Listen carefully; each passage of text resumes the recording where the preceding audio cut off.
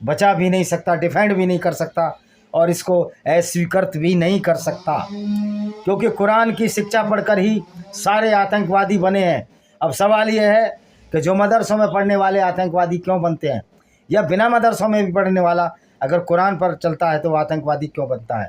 हमें इसकी जड़ों में जाना पड़ेगा, हमें इसकी तह में जाना पड़ेगा, क्योंकि मुसलमान का एक फ़र्ज़ है कि पूरी दुनिया में इस्लाम फैलाना है, चाहे वो कत्लो गारत से, चाहे वो दूसरों को कत्ल करके, दूसरों को मार कर या लूट कर, उनको भय करके, क्योंकि कुरान में सैकड़ों आयतें हैं, 174 के करीब आयतें हैं जो गैर मुस्लिमों को कत्ल करने के बारे में बात करती हैं। अब इन आयतों को पढ़कर मुसलमान क्या आपको बैंक्वेट देगा, फूलों के गुस्से देगा? मैं मूर्ख हिंदुओं से पूछना चाहता हूँ कि जो इस्लाम को अच्छा बताते हैं, उन्होंने कुरान पढ़ी है कभी? उन्होंने कभी इस्लाम को ढोया है? कभी हिस्ट्री पढ़ी है? अगर उनका कोई किराएदार मुसलमान है और वो अच्छा किराया दे रहा है तो मुसलमान तो बहुत अच्छे होते हैं।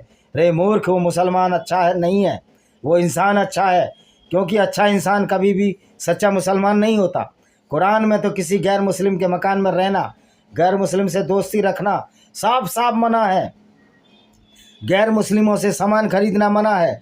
तो फिर ये मूर्ख हिंदू क्यों मुसलमानों का बाइकाट नहीं करते, क्यों इनका आर्थिक बहिष्कार करते हैं? क्यों सरकार को चाहिए कि किसी भी मुसलमान को जो कुरान और कुरान पर अमल करता है उसको ठेके ना दे? सेकुलर कंट्री होने का मतलब ये नहीं है कि हम उन लोगों को ठेके दें, उन लोगों को कॉन्ट्रैक्ट दें, उन लोगों को नौकरियां दें जिनके कुरान ये कहती है कि हिंदू, ईसाई या गैर मुस्लिम से दोस्ती नहीं रखनी।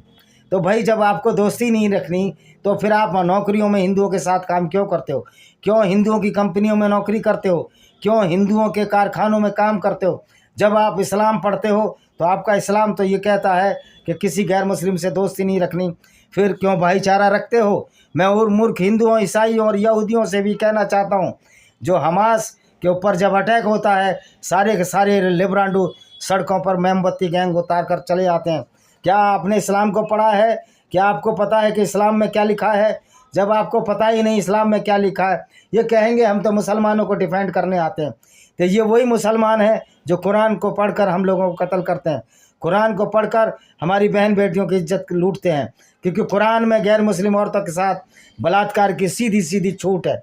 कुरान, और जो ये मूर्ख कहते हैं नहीं है छूट, तो आमने सामने बहस करे और 5-5 लाख रुपए शर्त लगाए और 5 लाख रुपए कैश जमा करे।